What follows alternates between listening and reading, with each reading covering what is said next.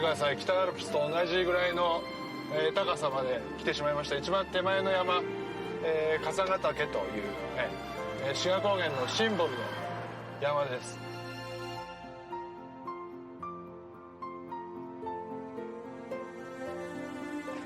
うわー、ここですよ。ここ見せたかったんですよ。これが横手山山頂で、2305メーターです。見てください、このズバーンっていう、北アルプスから先ほどお話した北進五岳、これみんなこれ僕の町、山ノ内町です。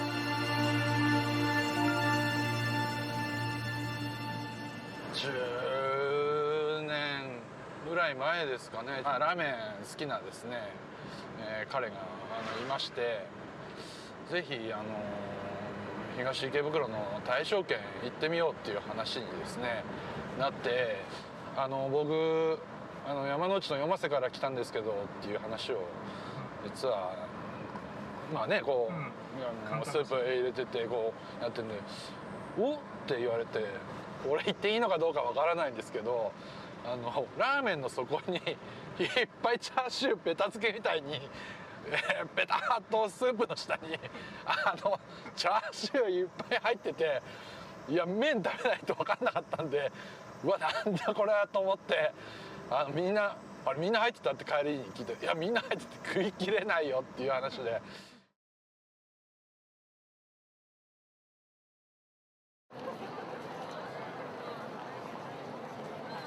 池袋。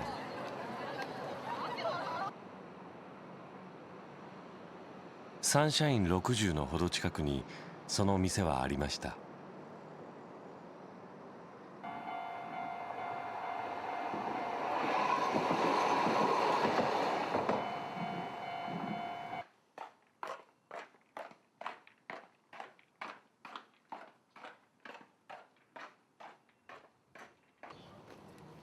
行列の絶えないラーメン屋大勝軒。すいません、車通りますんで少し中入ってお待ちください。すいません、車通りますんでもう少し中入ってもらえますか。今は2時5分。こんな並ぶと思いました。思いませんでした。何気にうまい。もう2時間以内かなって思う。新幹線で大阪まで行っちゃえよ。こうついてるよね。立ったままやん。行列の最後に並んだ人にはある役割が。並ぼうかなと思ってるんですけど。今日のラーメンもう終わっちゃった。それでこんなに並んでるんですか。1000件かなんかもらって。この今並んでる人で最後らしいんですよ。はい。どうも。何人ぐらいやりました。もう50人ぐらいは来てると思うんですけど、正確に数えてないんで。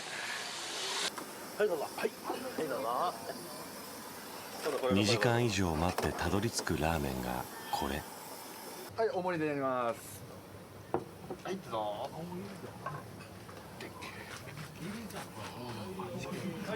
麺の量は倍。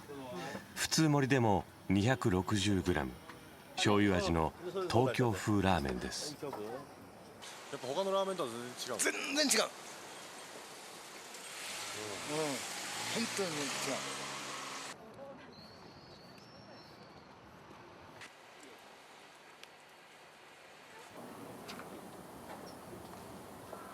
大勝軒店主山岸和夫さん。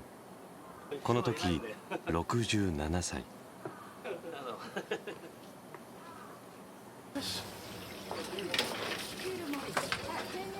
はい、まず盛りね。がチャーシューね。はい、いいよ。はい。はい、どうぞ。はい、どうも。山岸さんは1934年長野県に生まれました。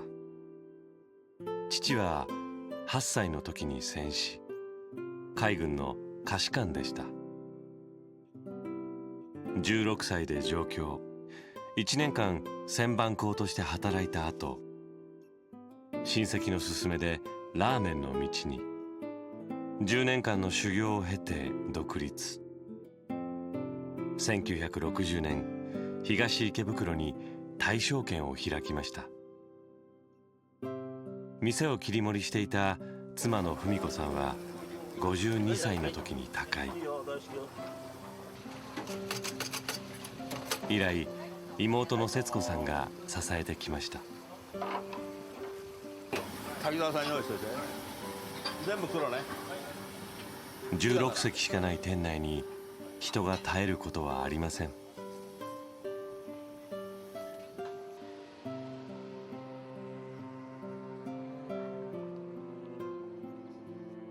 ラーメンとつけ麺です。山岸さんはラーメン屋として大成功したと言えます。まあそれもやっぱりね、喜びっていうか幸せとさ感じなきゃね、いけないことだしさ。しかし山岸さんに手放しの喜びはありません。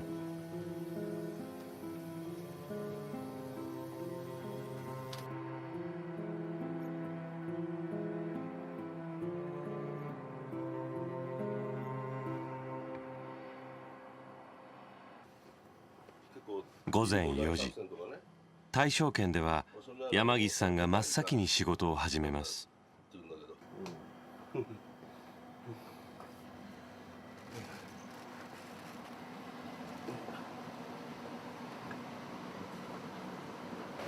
これ先やらないとね、このほら同じ寸胴でスープ作るわけだから、これからね。だから先にこれやらないとこれが開かないわけだ。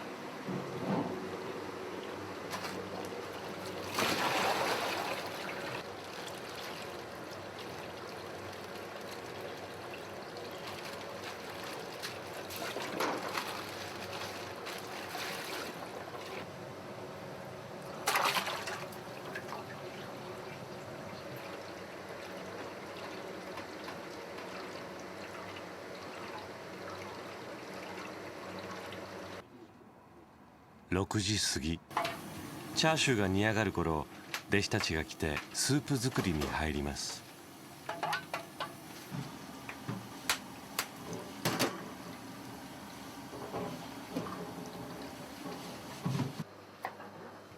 大正軒のスープは鶏ガラに豚骨、豚足を加えて1時間半ほど煮込みます。その後玉ねぎ、人参、にんにく、生姜を加え再び煮込みます。そして最後に煮干し、サバ節を投入し、和風のアクセントをつけていきます。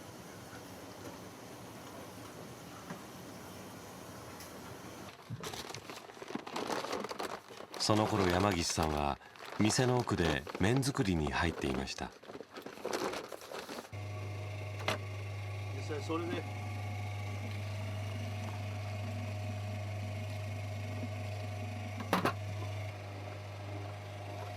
下から上がってくるやつをね、こう握ってほら見る。まだ全然乾きがね行き渡ってない。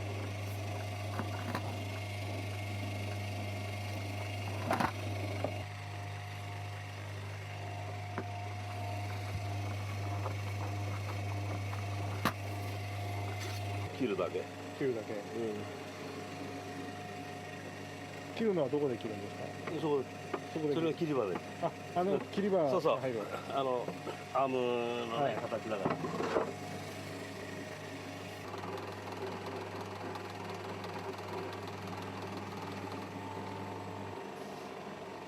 山岸さんはこの作業を40年以上続けてきました。最高のさラーメンをね作って売ってんだっていうさ、それほどのね気概もないけどもさ、ただうまくてね、安くて量がさ、満足いく量がねあるっていうのは俺のさラーメンなんだよ。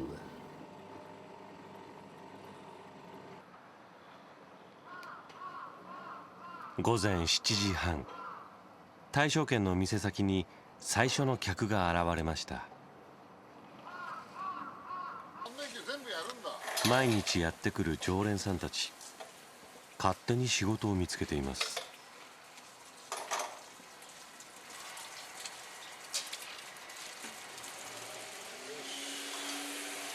ラーメン屋に朝8時前に来る人なんて僕はどこにも見たことないんですけどいや、行くとこないからだよ。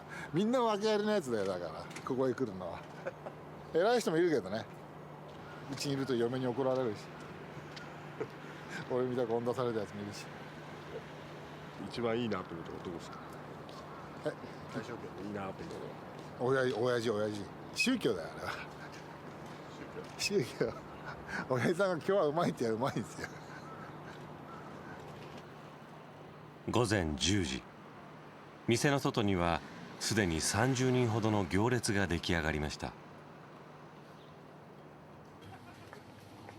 午前11時、ようやく開店。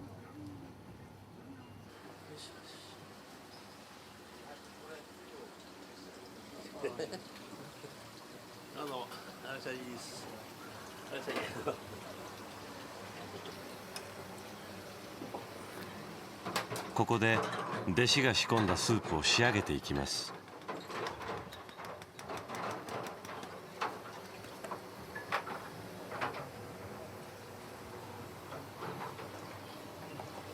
この微調整は誰にも真似ができません。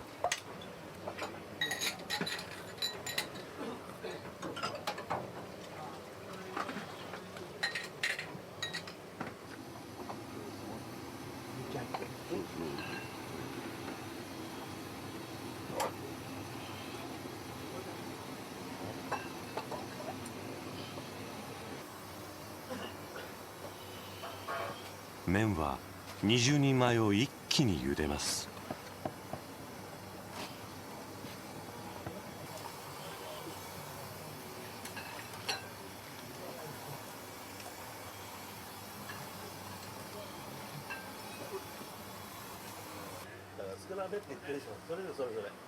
ラーメンを作るのはほとんど山岸さんだけ。厨房が狭いため弟子は手伝うことができません。ただ見ているだけになります。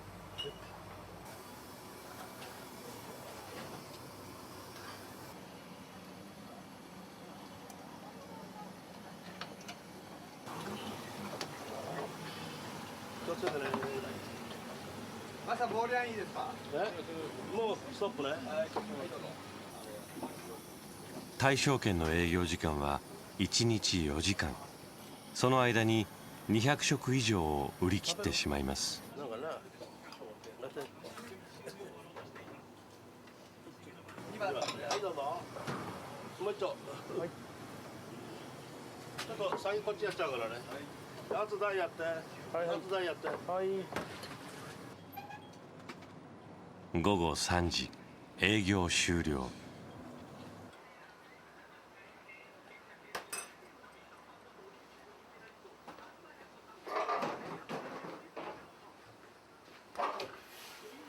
客がいなくなると店内の模様替えが始まります。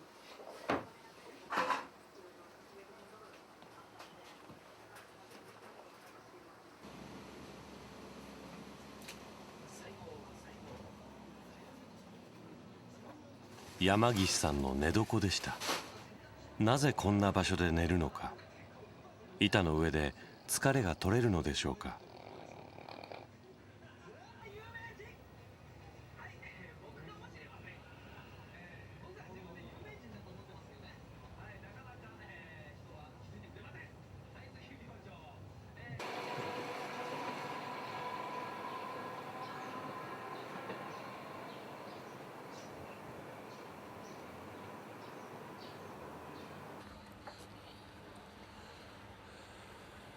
あ、どうもすいませんでした。何もないですね。ないですね。どうも。はい。定休日の水曜日、山岸さんは病院を訪れました。どうぞ。行ってきました。手の方ですね。すぐに精密検査に回され、その結果は予想以上に深刻でした。骨がもうぶつかっちゃってるんですね。これ正面から見たところですね。これが横から見たところで、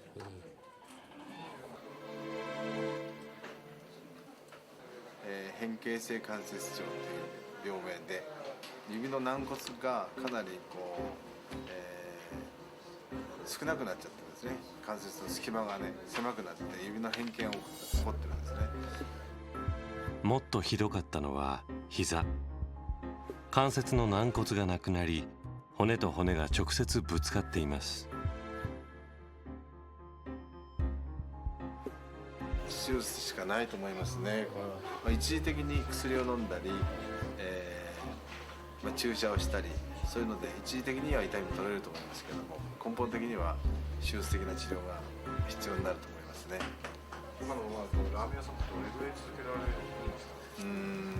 だんだんその立って働いてる時間が短くなると思いますね、今よりも。ということでそうですね、はっきり言えませんけど、1年ぐらいでしょうかね。長くてね。手術か大幅な減量をしなければあと1年以内に立てなくなる。この宣告を山岸さんはどう受け止めたのでしょうか。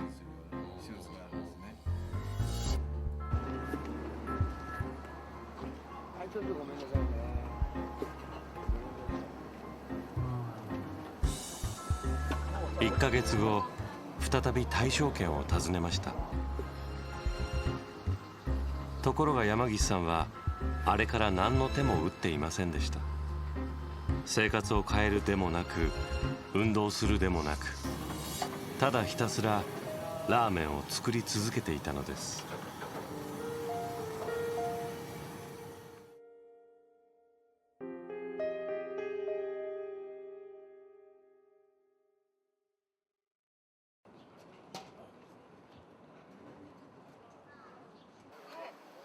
大正軒には行列に並ぶことを免除されている人たちもいます。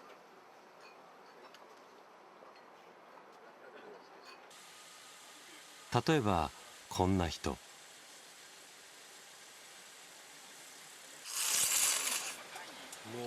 ここ通って何年ぐらいなんですか？中断ありましたけど、元を正せば15年ぐらい前。昼飯はこれと決めてます。台車を持ち込み大量に持ち帰る人がいました。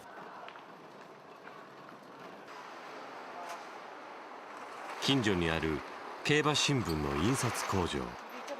2日に一度昼食に大正軒から出前を取っています。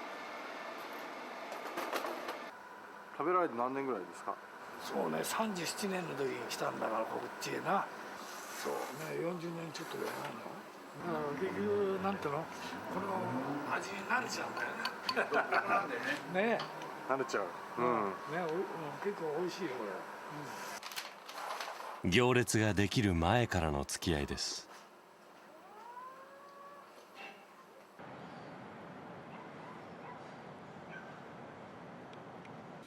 大正軒の常連にはさまざまな人がいます。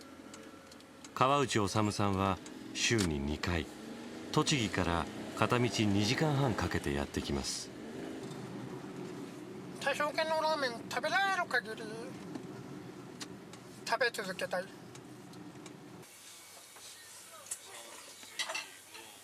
川内さんは山岸さんと言葉を交わしたことはありません。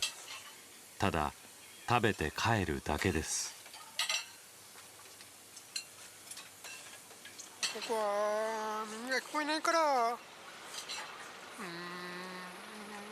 山岸さんの言ってること分かんないけど、やっぱり食べ終わった後また来いよっていう空気をもらうんですよね。また元気でまた食べ来いよって、幸せを分けてもらったよな。終わったやっと終わった。なぜか大勢の客が同じことを言います。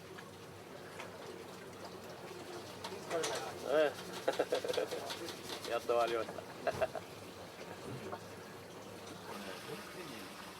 弟子に対しては山岸さん、自分の技術を惜しみなく伝えます。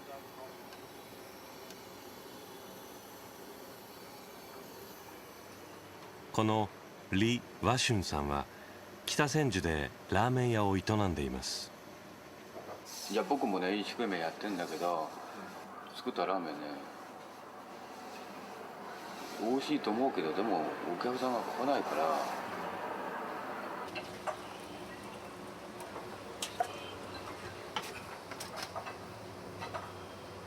今ねうまくいかなくて、少しいろんなところ食べに行って勉強してる最中なんですよって言ったら、僕は分かってること全部教えるよって言われたんですよ。まさに全部。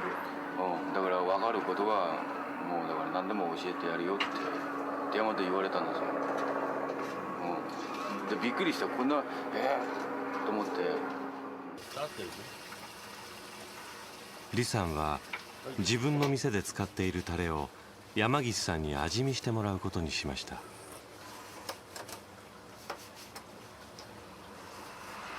醤油との兼ね合いがさ合ってないんだよ。これだって食えないわけじゃないよ。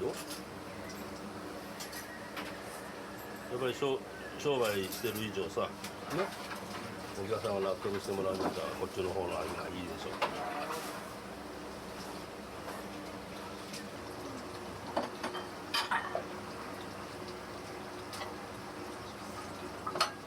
そういう意味でなんか惜しくはないんですよ。教えるってことで、自分がその教える。それはないね。や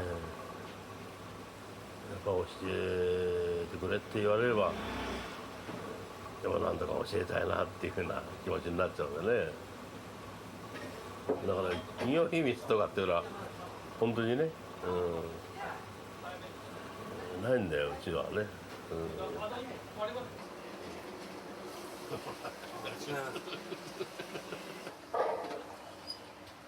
李さんは4日間だけ大正軒で修行しました。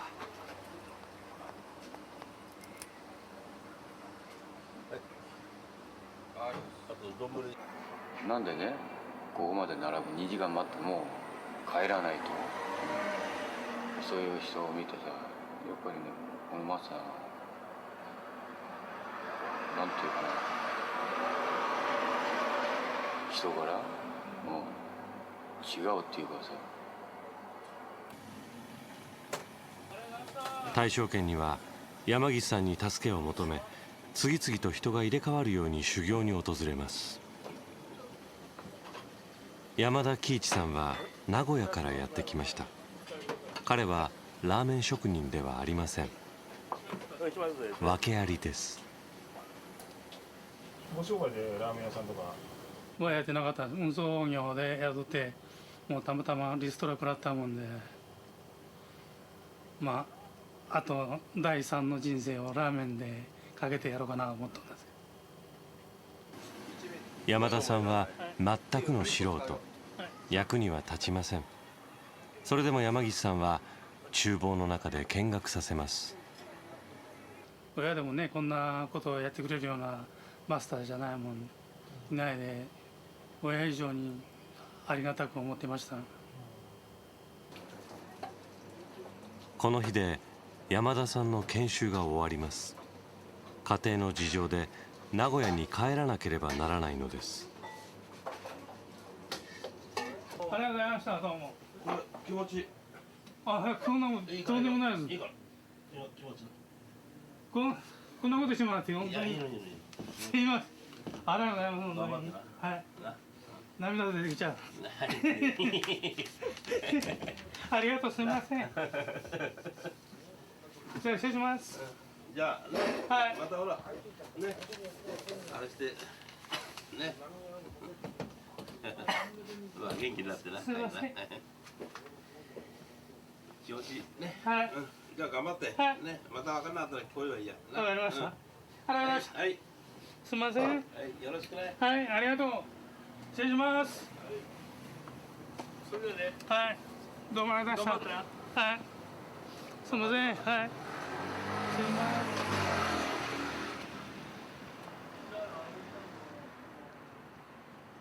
彼も高井君はじゃないかな。ああいう性格なんだ。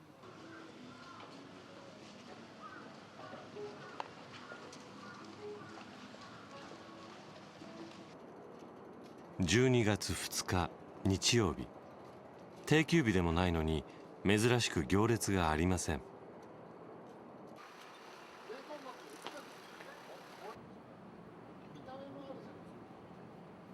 今日は年に一度だけ大勝軒が日曜に休む日。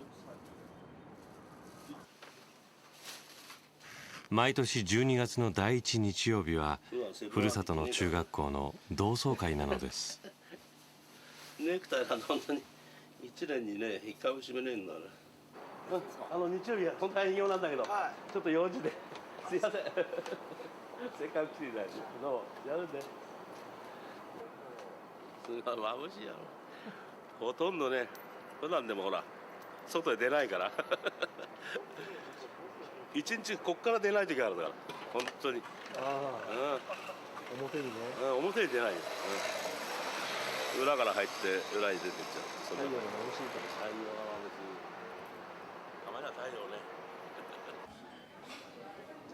ね。幹事を務めて20年、毎年会場には一番乗り。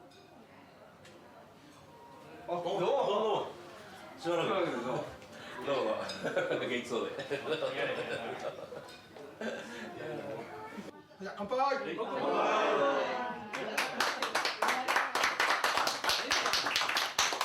私なんかも向こうからこっち出てきて、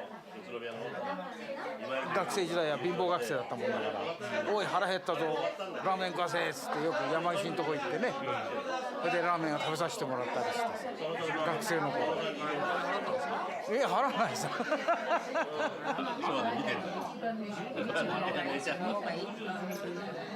体太りすぎでちょっと心配なんですけどね、これからもずっと続けてもらいたいわね。でこのクラス会も人がやっぱり、ね、中心になってやってくれたもんですからね。だから人がもしいなくなったらもうね要になる人がいないとやっぱりねあれだから、もう絶対もう元気でいてもらいたいのよね。みんなそれは同じね。一番ねここに来て楽しいのはね、俺お前って言えることね。僕はなぜ高校大学のクラス会に出ないかというとね、これ言いにくいのね。つまんない話ばっかり選んなるのね。ただこれも続いたってことはね、どうやったって山岸をね、山岸って呼び捨てできるの。山岸がいたからよな。みんなでな、協力し合って。はいどうも。はいよく映りました。もう一枚。いやそうお願いします。私友達の行ったりするので。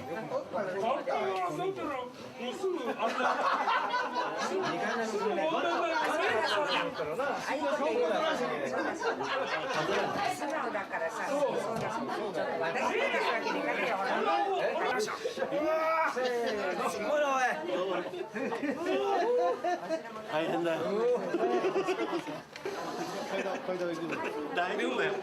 腕組んだら帰って歩きにくいんじゃねえの。そうなんだよ。そう捕まった方がいいんだよ。俺は。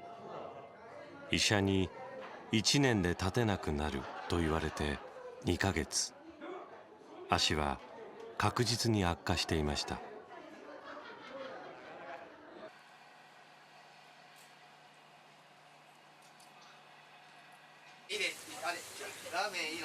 大勝軒の壁に1枚の絵が飾られています。遠くからでは分かりませんが、猫の絵のようです。その絵は油にまみれていました。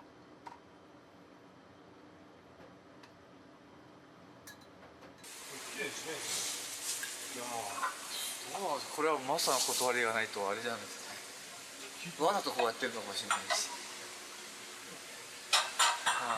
普通だったら拭いといてって言うじゃないですか。一回拭いてみようかなと思ったんですけど、でもやっぱなんかあるかもしれないです。この絵は20年前猫好きだった奥さんのために山岸さんが買ってきたものだそうです。山岸さんと奥さんの文子さんは同い年の幼なじみ、しかもいとこ同士でした。結婚したのは店を開く1年前。いつも一緒に働いてきたのです。俺たちほらいとこ同士のね結婚になったもんで、もう3歳4歳ってそういうちっちゃい時からほら知ってるね、相手だったから、やっぱり普通の人のまたね夫婦とさちょっとね趣が変わってたんだ、うちの場合ね。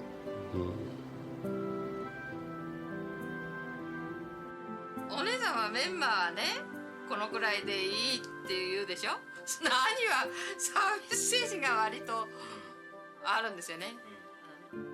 それじゃ少ないってね。そこの上またメンバーを乗せる気に入らないっていうような時にはやっぱし2人でぶつかる時もあるけど、お姉さんよく言ってたね。仕事中は厳しいけど休みになるとすごくガラッと優しくなる人だって言ってたね。兄も。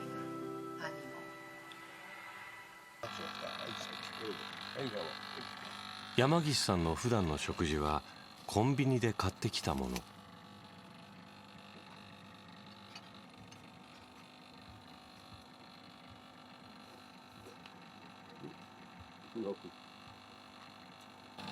買って食ってたんでしょうがねえんだから、うちでね、誰かがほら今度取ってバーッと作ればね、飯は炊いてさ、おかずをまかないで作ればすごくいいんだろうけど。それでも弟子たちに作れとは言いません。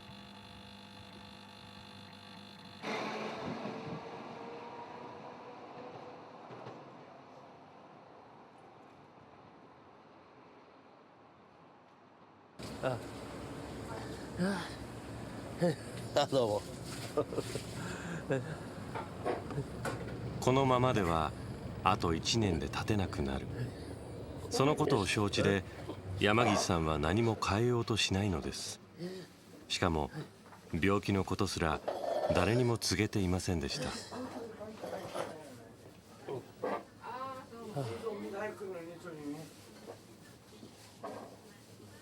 膝をね、あと1年、今のままでいくとあと1年でなくなるからって言われます。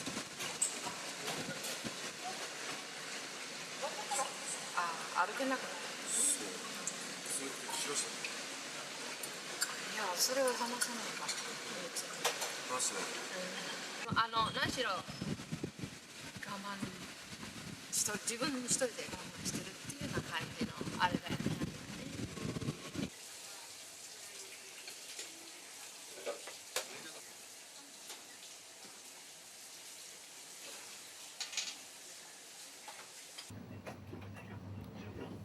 その2週間後、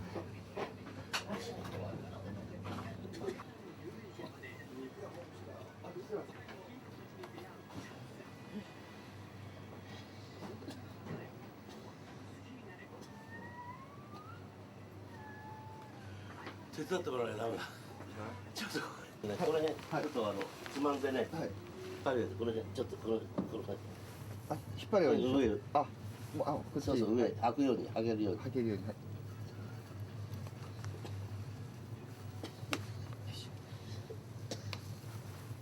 もうパンパンに膨れ上がってました。もうもう石みたいな足してましたね。柔らかさがないですね。もうこれ皮膚かって感じですよ。あ、そう思います。はい、山岸さんは静脈瘤という足の血液の流れが悪くなる持病も抱えていました。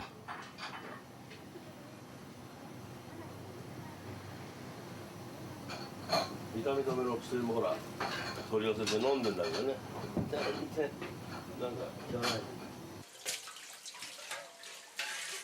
近くに自宅があるにもかかわらず、山岸さんは今日も店で寝ようとします。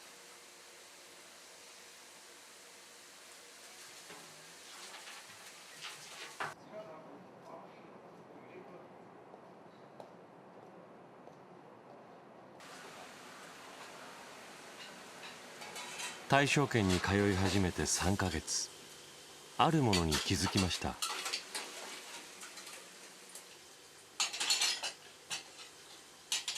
ちょうど店の裏側にびっしりと袋が吊り下げてあります。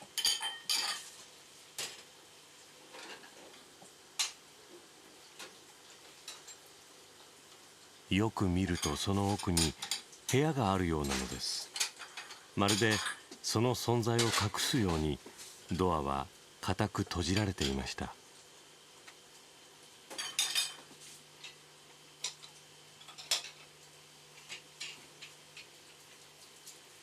これ何の部屋だったんですか、この部屋は。いや、お姉さんたちの寝室。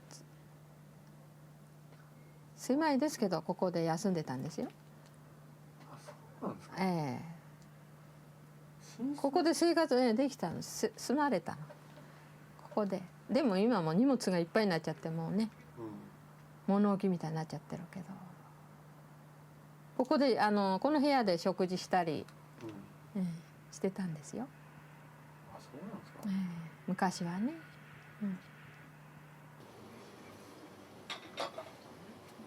妻の文子さんと25年間を過ごした部屋。山岸さんは文子さんについて多くを語ろうとはしません。森三つを聞いてして、森三つを。どうぞ。はい、食べた。どうぞ。なぜ思い出の部屋は閉ざされているのでしょうか。よいしょ。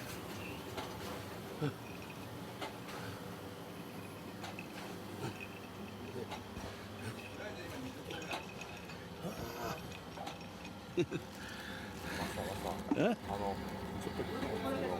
こっちの右側に部屋でなんかいろいろ荷物がある。ここって部屋なんですか。部屋だよ。4畳半の部屋やろ。俺の憩いの場だったんだ。これって中。空っぽさ。空っぽ。空っぽじゃないけど、もうそのまんま椅子もあれば、そのほらスピーカーだってそのままなんだけど、もう全然、はい、いや、それはダメだよな。もう廃墟だから。廃墟だ。昔のまま。昔のままっていうかさ、俺がさ、一番いい時さ、女房がいて、そのまんまその残しておいて、それはもうネズミの巣になってる。どうしようもない。ダメですかね。ダメなんだな。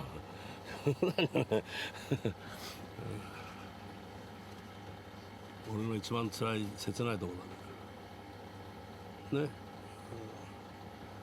一番楽しいところがもうそういう聞く気にもならなくなってきたっていう、そういうあれだ。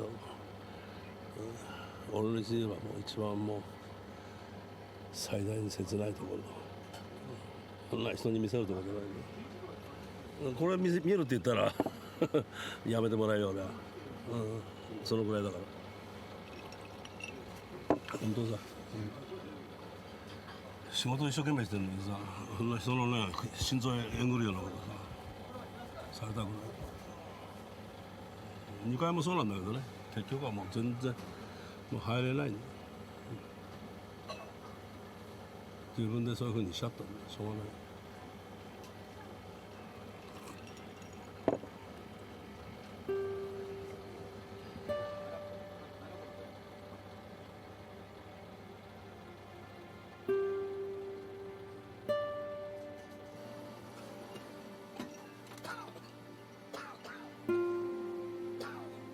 奥さんに胃がんが見つかった時、すでに手遅れだったそうです。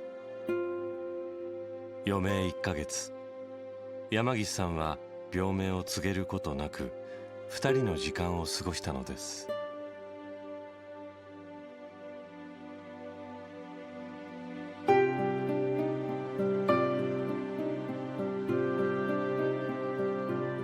同い年の文子さんが亡くなったのは52歳の時。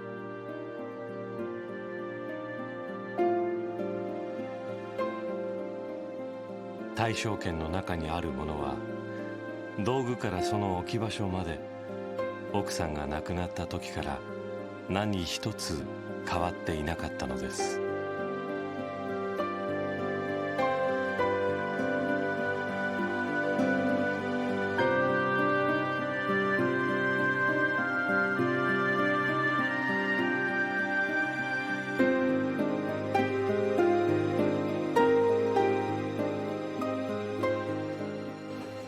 仕事はね、だけがさ、俺の生きがいなんだから、だから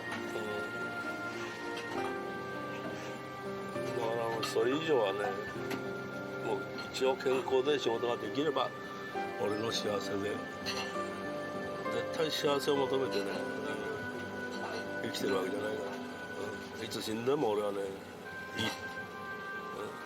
そういう人間なんだ。そういう人間になっちゃったの。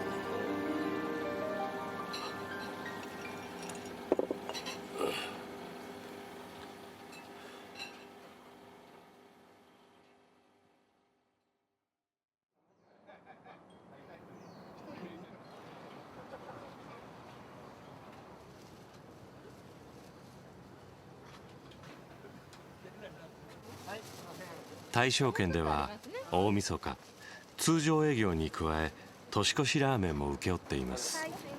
そのため1年で一番忙しくなります。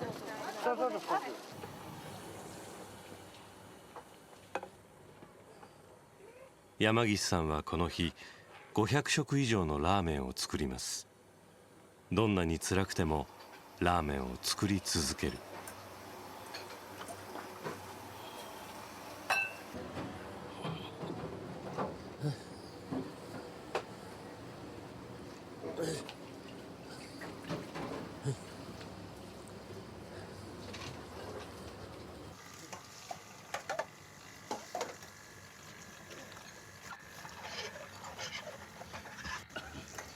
すべて作り終えたのは夜9時を過ぎていました。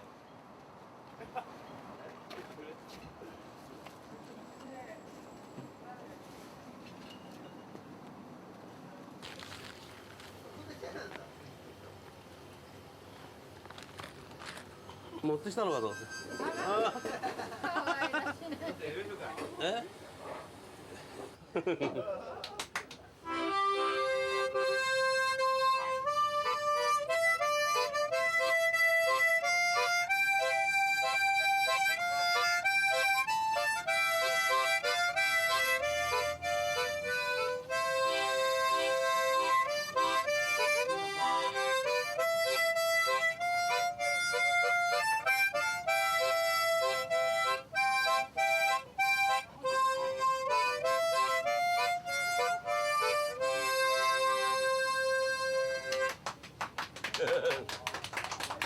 本当にほら小学校のね2、3年頃から吹いてたからハーモニカはね。それでこのふるさとのね歌はうちの田舎の歌なんだよ。そこに小さな小川が流れてて、その小川を歌ってたの。そうなの。うさぎおいしい鹿の山、小舟釣りし鹿の川っていうのはそこのドブ川であってね、せせらぎの、その流れの川なんだよ。どれぐらい帰って最初の頃はほら正月とか、帰ってたけど、まああんまり帰んなくなったね。だから女房と結婚して1回帰って、その後1回か2回帰ったぐらいじゃない。だからもう20年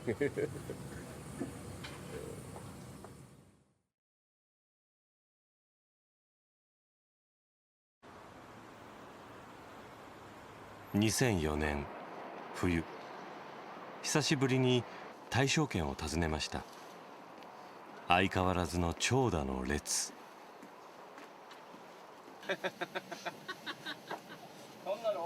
しかしそこに山岸さんの姿はありませんでした。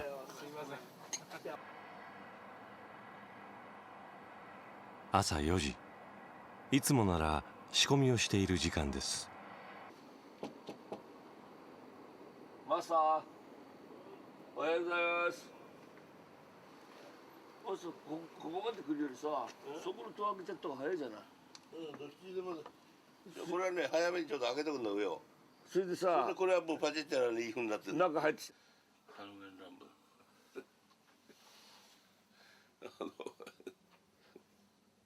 体重がさらに増え、仕事に支障をきたすようになっていました。前だったら1日頑張ってたのがだんだん徐々にやっぱり回数減ってるし、そういう感じですね。立ってらんないですよね、もうね、はっきり言ってね。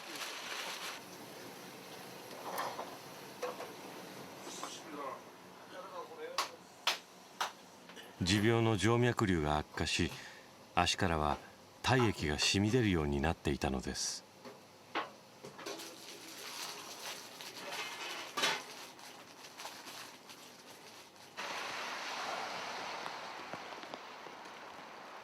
医者の宣告から2年、山岸さんはラーメンを作れなくなっていたのです。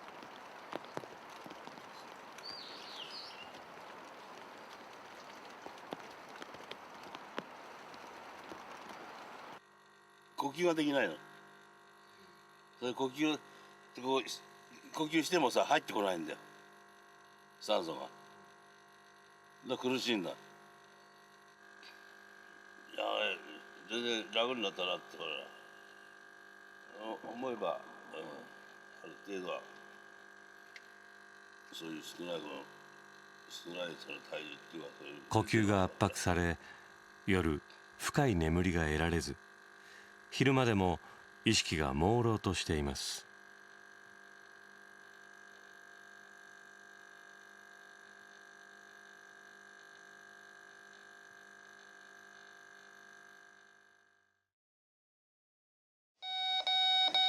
2日後、山岸さんは店で倒れ、病院に担ぎ込まれました。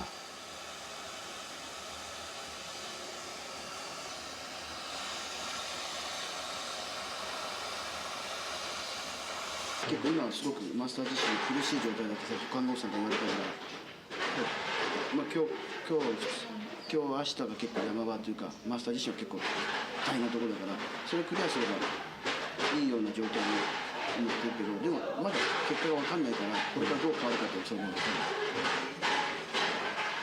胸が動いてないからさ、呼吸したのに見て胸に胸が痛くてさ。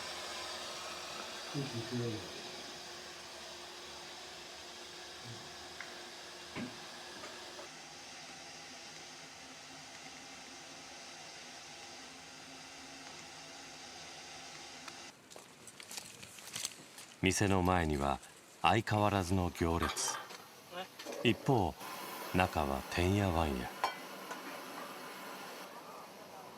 開店時間を過ぎても店が開けられません。山岸さんが味を決めてきたので、弟子たちはどうすればよいのかわからないのです。あとは常連さんの舌が頼り。何が足んないとかさ、言って。勝さんと北さんがちょっとね、油黙って食ってるのはうまいでしょ。ちょっと油っぽい。ごめんなさいね。それはかわいそうだ。湯気が出ないぐらいだって。でもいや、油は濃い。ごめんね。弟子の中で一番期待されていたのが栗山拓也さん、25歳。他のラーメン屋で美味しいなって思う店もたくさんあるんですけど、大正軒はもう一回もう一回とまたどんどん行きたくなっちゃうんですよね。なぜかわかんないですけど、大正軒の弟子は味を覚えるとやめるため1ヶ月から3ヶ月で入れ替わります。しかし栗山さんはすでに2年近く修行を積んでいました。お疲れ様。お疲れ様です。ご苦労様。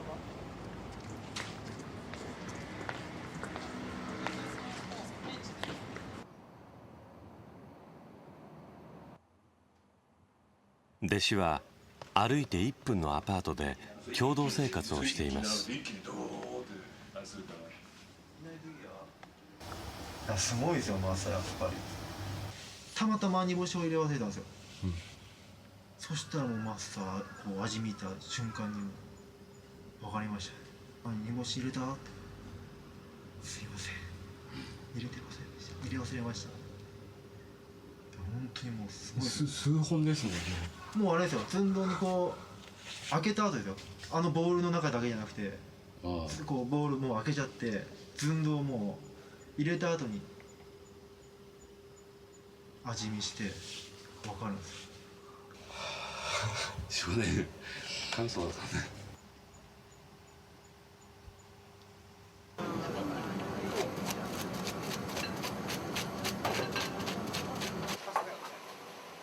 栗山さんは厨房に立ち続けました。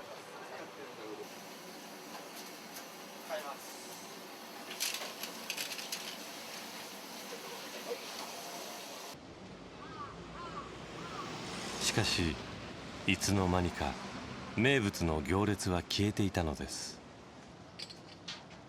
山岸さんが倒れて半年、店の売り上げも以前の半分にまで落ち込んでいました。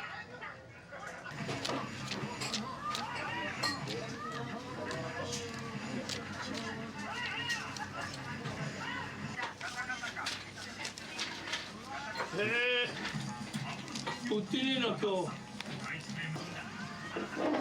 かしいな。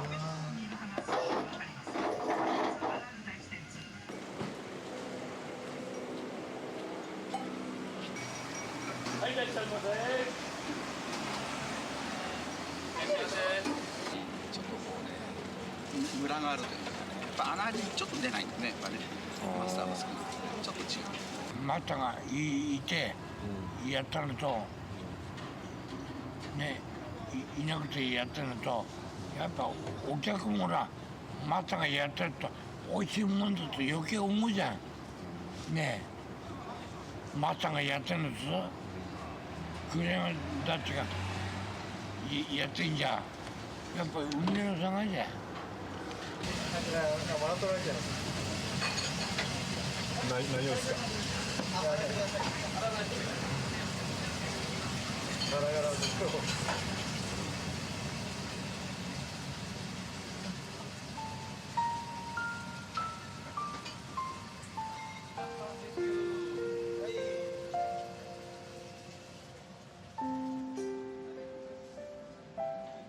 常に満席だった店内。大正軒創業45年目の最大の危機でした。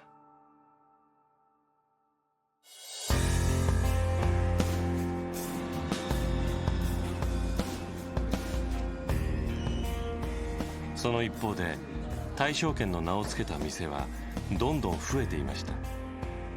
100軒に迫る勢い。山岸さんが権利金などを一切取らないからです。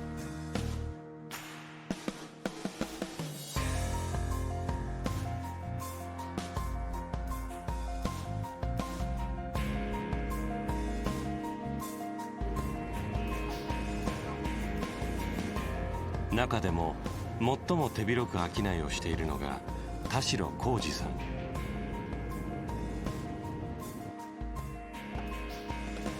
この時千葉と茨城に15軒の店を持っていました。っていうかこうなるともうマスターは思ってなかったと思うんですけどね。こんなにたくさん出ると思う。田代さんは3ヶ月間大正圏で修行。年商はすでに5億。出す店の多くに大正圏の名を付けています。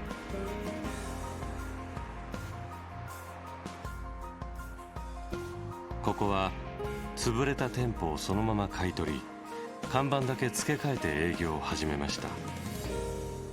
もちろん大正圏の文字が。月売り上げどれぐらいあるんですか？先月で500ですかね。確か500だったと思いますけど、524？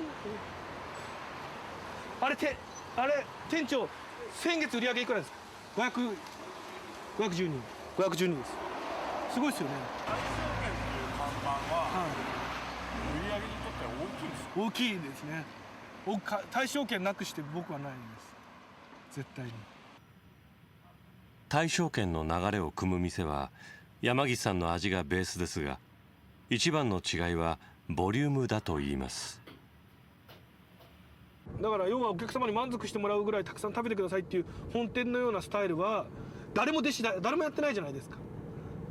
やってないですよ。ってことはできないんですよ、マスターと同じことは。特に僕はずるいですからできないです。あんなに残すのを分かってて麺を入れることはできないですし、チャーシュー麺あんなでかいのできないです。儲からないですし、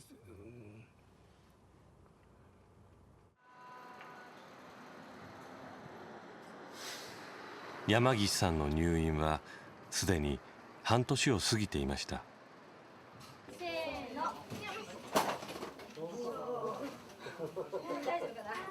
膝に人工関節をつける大手術を受けていました。見えます。こっちが正面、これが横から取った側面です。綺麗に入ってます。いや、骨が硬かった。聞こえたでしょ、カンカンカン。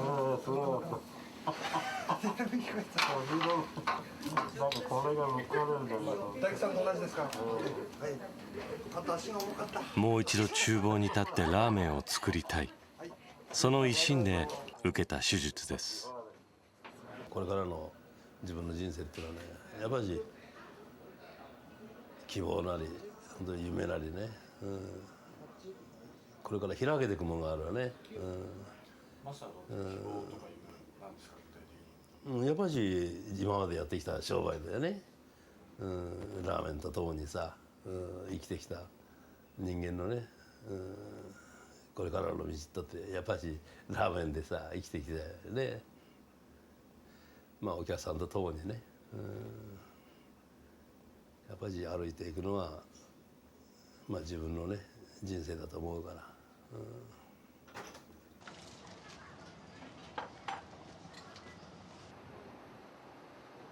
緊急入院から8ヶ月、山岸さんが退院し、その足で大正圏へと戻ってきました。ご苦労様。はい、どうも。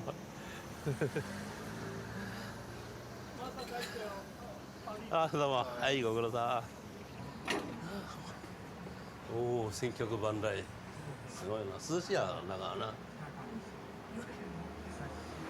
狭いな、やっぱり。久しぶりに見ると。あ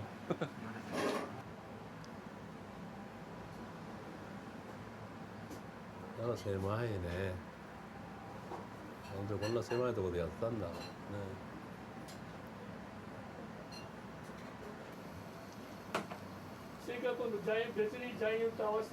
今日作ったスープを差し出したのは栗山さんでした。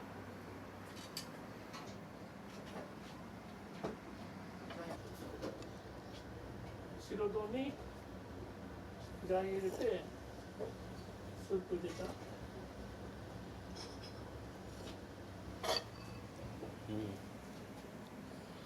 いいよ。うまいよ。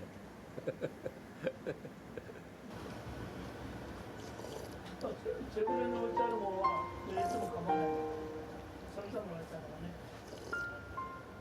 8ヶ月ぶりのスープ。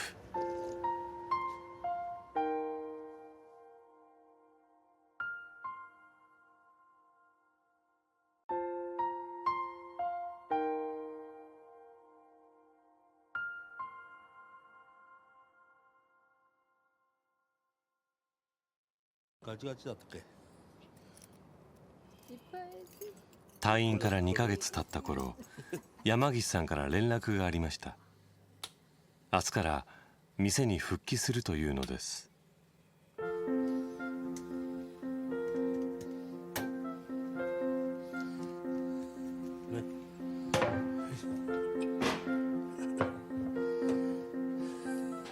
しばらく持ってないから帰って狭い方がいいや。店に入ってすぐ気づいたことがありました。拭いたんだよ。猫ね、拭いたのはね、猫のさ、ね、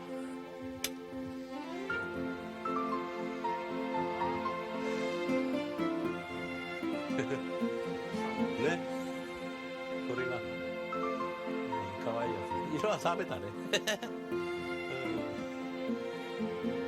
もう全然一回も拭かないでさ、ずーっと、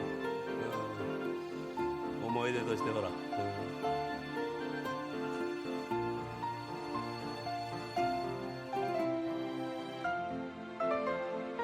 油まみれの猫の絵。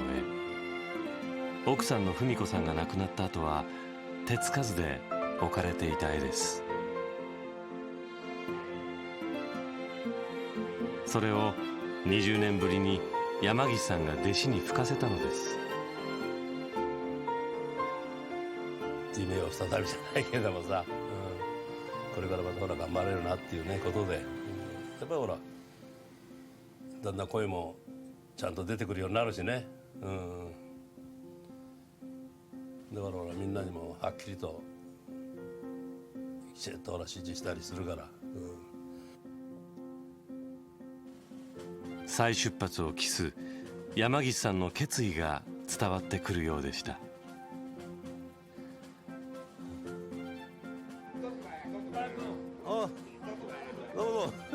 そして復活の日。本体が来たなんか取ってくれ。よし。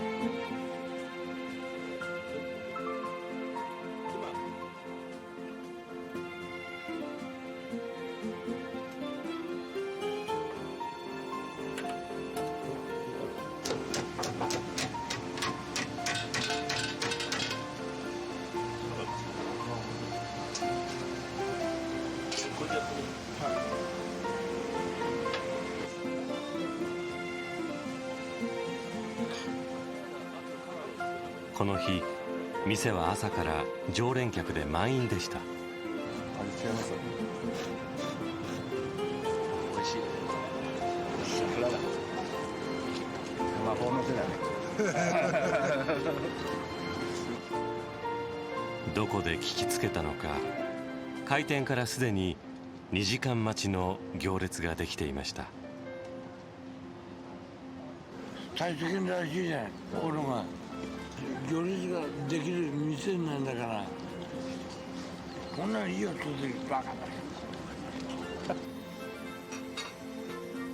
奥さんと店を始めた頃の情熱が戻ってきたようにも思えました。そしてあの笑顔も。どうもどうもありがとうございま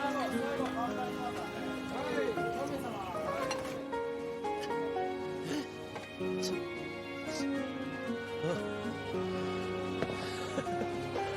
暑いやっぱり。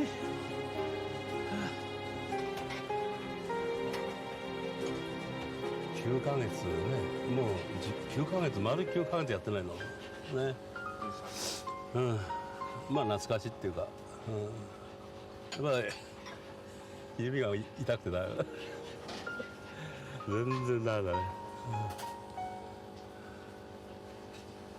全然痛くて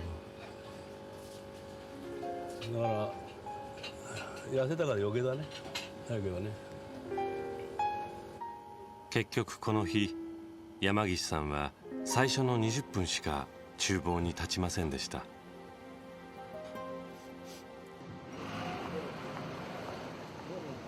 復帰から1ヶ月後、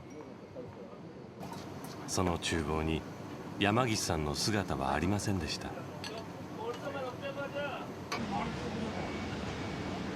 来てないですね。外出てるんですか？いやマンションにずっと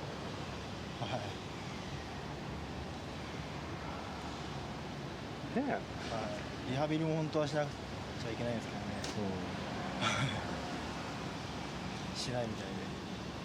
そうですよね。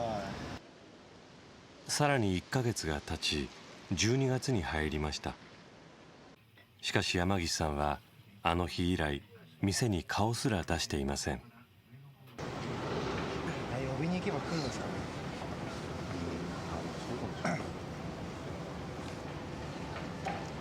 マスターお願いします。呼んでみますもんね。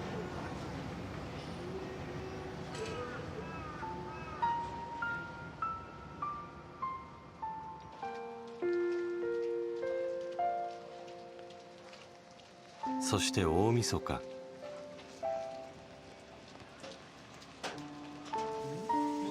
やはり山岸さんは店に来ていません。1日だけ復帰した日から3ヶ月が経とうとしていました。一体何があったのか。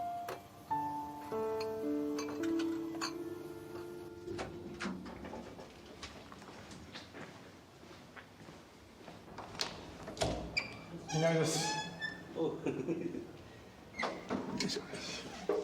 店出たの？店。ちょっとだけ。だから自分がその窯前立たなきゃいけないっていうさ、もうそういうね気持ちはね、やっぱり自分でグッと引かないとダメ。うん。あ、そう思いました。そう思う。絶対ね。うん。それはもう自分で現実として受け入れる。それはもうすでにもう自分で体験済みで、この前30番上げたらさ、あともどんなことしたってさ上がってこなかったっていうさ、その手のね痛みがさ、全部硬いほらこう来ちゃって、こうやったって上がらないんだもんね。それでああダメなんだってさ、それで結局ね栗山にさ変わってくれやってさ、言わなきゃならないね。やっぱりそれでやっぱり自分はさ、やっぱり自分のねあれは終わったなっていうふうにさ思ったもんね。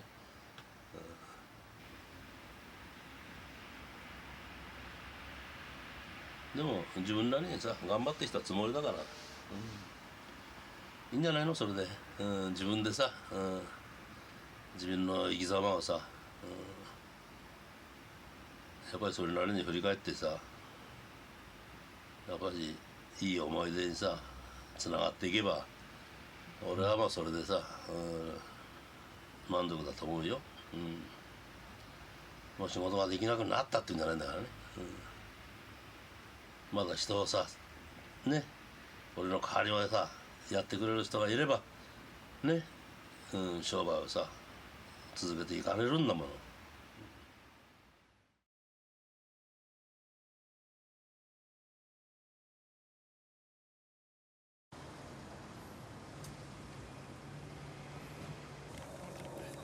2007年3月20日、東池袋の再開発に伴い大正軒が閉店することになりました。消えゆく伝説の店に多くのマスコミが駆けつけました。ありがとう。今日はどうも声かけてもらってさありがとう。今日は最後の生きがいをどうもありがとう。最後のラーメンを食べようと記録的な行列ができました。待ち時間なんと9時間。どこから？京都から来ました。なんかもう伝説的な店なんで、どうしても食べておきたいなと。常連にとっても食べ納めです。お店が終わるっていう実感はありますか？あるよ。やっぱり毎日来てるんですよ。これから昼飯どうしようかと思って、ここでも食べられないから。巣立っていった弟子たちも駆けつけました。マスターだったら大将軍ですから、すごいですよマスターは。もう二度とこんなお店じゃないんじゃないですかね。全員揃いましたか？ご苦労様です。どうも。こうして山岸さんは華々しく引退を飾ったのです。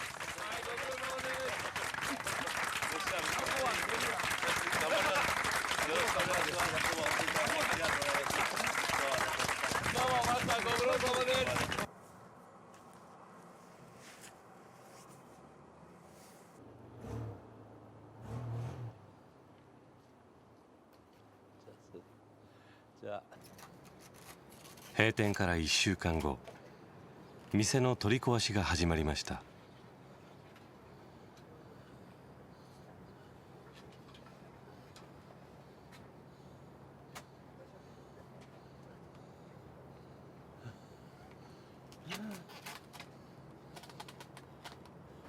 もうここ全部なくなっちゃうんだからさ、俺は46年さね、いたんだここに。自分のラーメンのさ、これ自分が辞めてもねうちは残るんだ普通は。店はやっぱり店までなくなっちゃうっていうのはさ、思いっきりいいね。逆にね、俺はほっとしてるよ。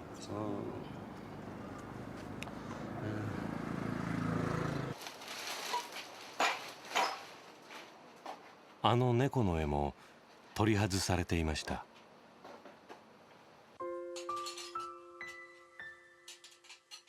そしてびっしりと袋で覆われ閉ざされていたあの奥の部屋。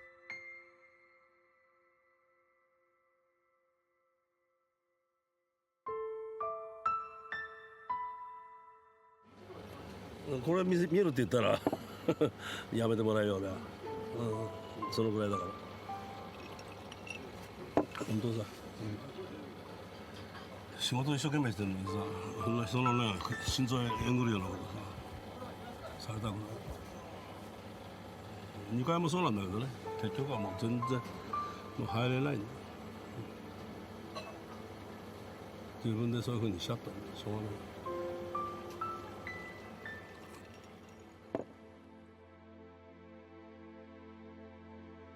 奥さんの思い出とともに封印したあの場所。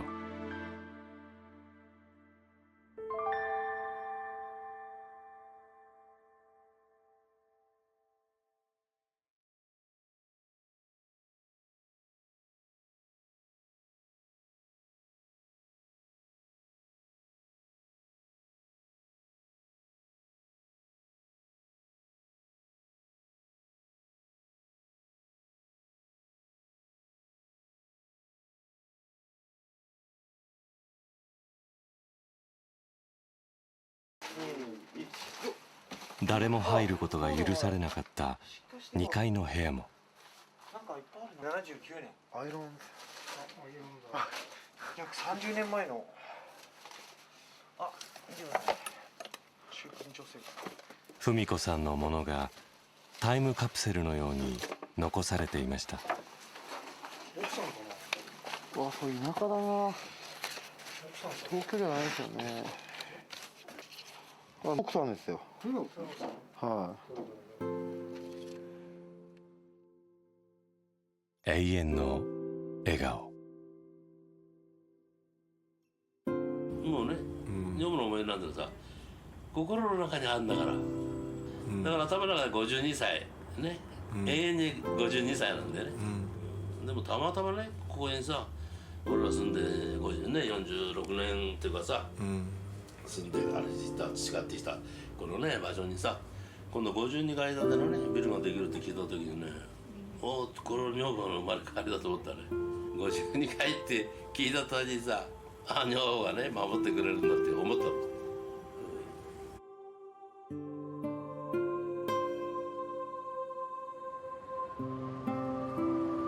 た。大正圏の跡地には52階建てのビルが建てられていました。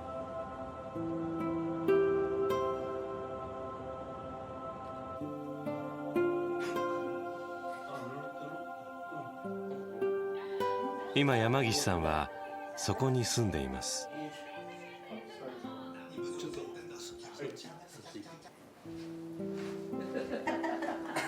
山岸さんには子供はいません。しかし弟子たちが家族を連れてやってきます。本当に子供がいないっていうのはね、やっぱり寂しいことなんだけどもね。ただほらね、若い人がみんな子供と思えばね、こう300か400か500かって言って分かんないもん、本当に大勢すぎて。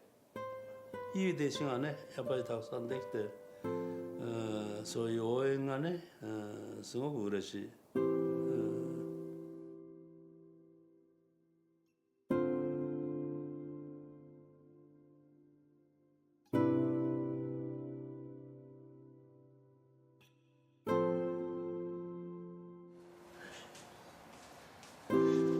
引退から4年、山岸さんは最近体調が思わしくありません。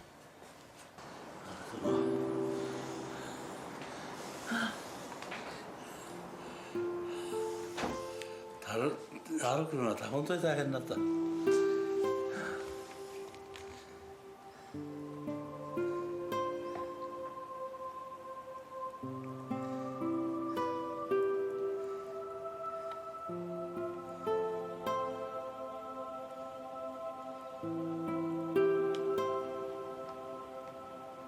まあ死ぬとかそういうのは全然ほら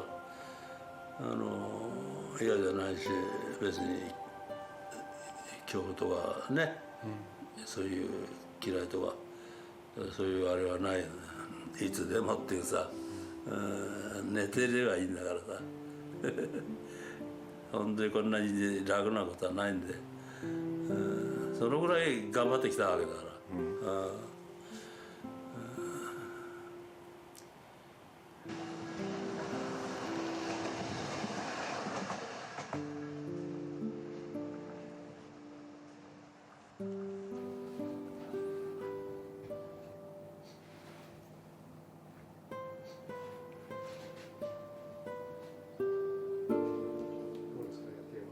綺麗だね。このマンションは弟子がお金を出してくれました。僕はずるいですからと言っていたあの弟子です。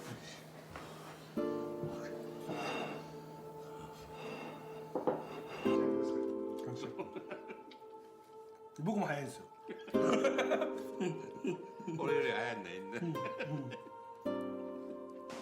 当時ね、学校卒業した連中がね、みんなその村で集まりやってんだよ。まあそうなんだ。それで俺が倒れたのはねすぐ分かるんだね、もう。じゃあその村行かないとダメじゃん。顔出しに。でも俺は行かない。いいの？思い出としたらがっちり残ってる。滋賀公園のね、だからふるさとの歌とかそういうほら、ふるさとにね思いをさ寄せる、それは人よりも強いよ。でもいいんだ、行かなくて。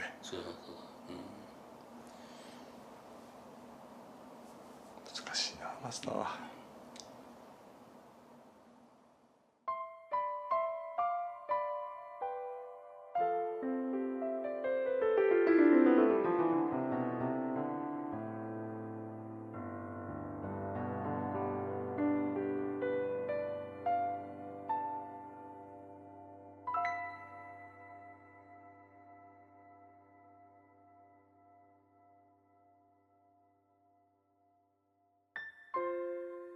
長野県山ノ内町、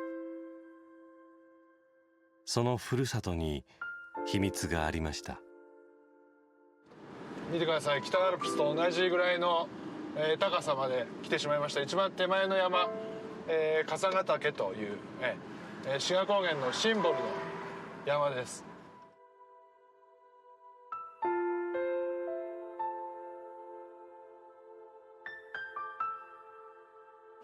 うわー、ここですよ、ここ見せたかったんですよ。これが横手山山頂で、2305メーターです。見てください、このズバーンっていう北アルプスから先ほどお話した北進語学、これみんなこれ僕の町山ノ内町です。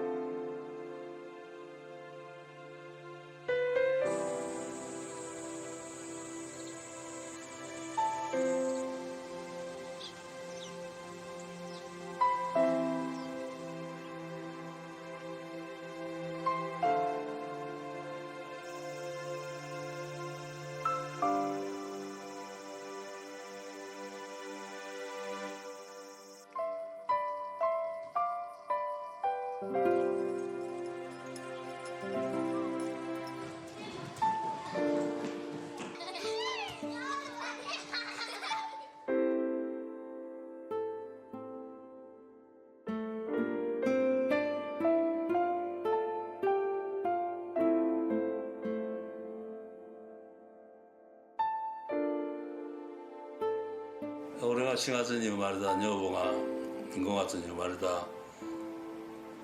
名前を和夫ってつけたら欲張って23で文子にしたなんていうな、そういうさことで、お前ら仲いいんだから一緒になったらどうだで、じゃあ一緒になるかみたいなさ、それでもうただも仕事でもって一方やりでね生きてきちゃったっていうのにしたら、もう本当に、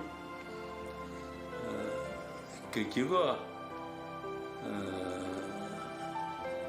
女房とね一緒になっちゃうっていうか、その運命だよね。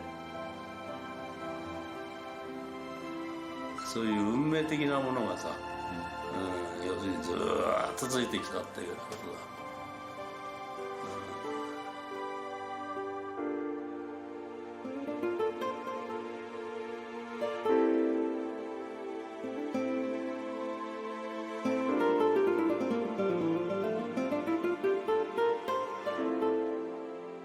結婚した年、2人してふるさとに帰りました。それが新婚旅行でもあったのです。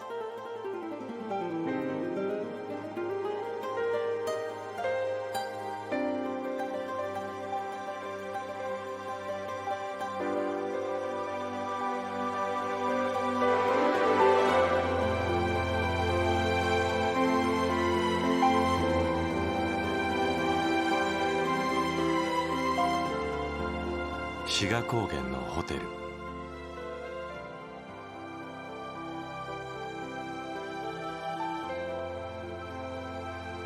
奥さんが亡くなって以来、山岸さんはふるさとへは帰っていません。それは心の中で鮮やかに生き続けているから。